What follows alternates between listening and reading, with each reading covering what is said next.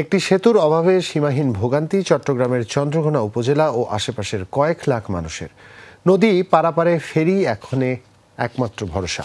প্রতিনিয়ত যানজটে দুর্ভোগের পাশাপাশি বর্ষা মৌসুমে বাড়ে দুর্ঘটনা।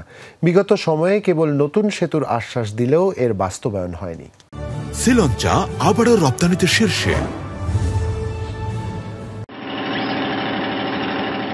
কর্ণফুলীর দুপাশে যানবাহনের দীর্ঘ সারি, ফেরির অপেক্ষায় শত শত গাড়ি। চট্টগ্রামের চন্দ্রঘোনা উপজেলার ফেরিঘাট এলাকার নিত্যদিনের চিত্র এটি। বর্ষায় দুর্ভোগ বাড়ে বহুগুণ, ডুবে যায় ফেরিঘাট, বন্ধ থাকে ফেরি চলাচল। এ সময় ঝুঁকি নিয়ে সাম্পানের নদী পারাপার করতে হয় অনেককে। রাতের বেলায় এখান থেকে ফেরিগুলো যদি পার করে দেয় ওই সময় পার হতে পারে না। তখন ওই কাপ্তা বাঁধের পানি ছাড়ে, এরপর জোয়ার আসলে প্রচুর পানি হয়ে যায়। পানির কারণে আমাদের চলাফেরা অনেক কষ্ট হয়ে যায়। পল্টন ডুবে যাওয়ার কারণে আমরা যাইতে পারি না, দেখা গেছে একদম লিচু বাগান পর্যন্ত চলে যায়। বিভিন্ন সময় সেতু নির্মাণের আশ্বাস দিলেও বাস্তবায়ন হয়নি। দিবে দিবে শুনি, কিন্তু কেন কোন কারণে দেয় না জানি না।